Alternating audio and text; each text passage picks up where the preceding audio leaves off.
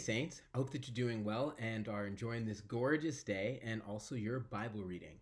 And so I have a lovely set of things for you to pay attention to in this upcoming week's Bible reading, including an exciting new hero, unlikely, an exciting new hero and a woman hero, and that is Rahab.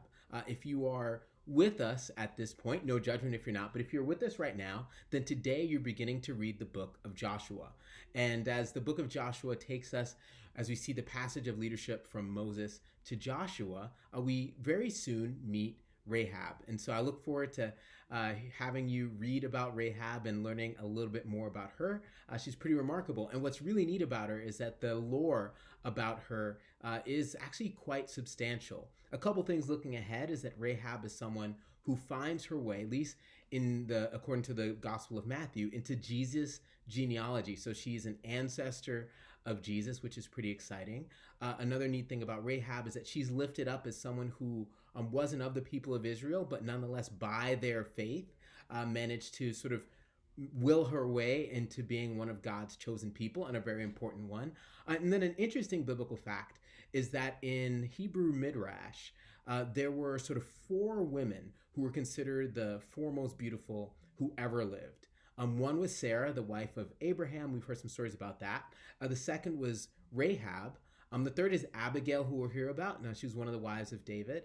And the fourth was Queen Esther, who gets her own book. And so all I know is that she's a very fascinating person. I won't ruin it so you can read about how she factors into the story. But starting in chapter 2, you'll get a chance to learn a little bit about Rahab. Fast forward into chapter 8, we see the walls of Jericho come down. That's a great story. And in chapters 9 and 10 of Joshua, we have some other interesting things. We see how there's some trickery by the Gibeonites. So you have to read about some cunning by some folks who would perhaps be some adversaries of the people of Israel.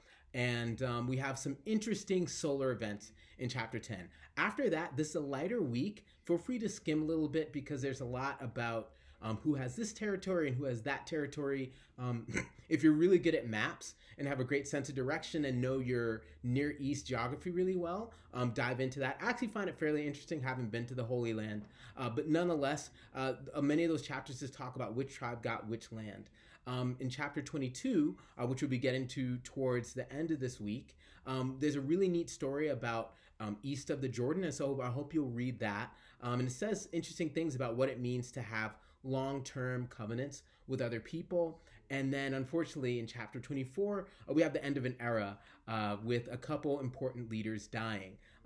This time next week, so next Thursday, we'll be starting the book of Judges. And so what's amazing is that we're getting to the point where now the books is short enough where in a week we read the whole thing. And so as Judges begin, so does a very interesting, if unfortunate, cycle. And so that's all I'll say for now. I hope you'll enjoy reading the book of Joshua. I hope you'll enjoy learning about Rahab and other interesting folks, and we'll see you soon.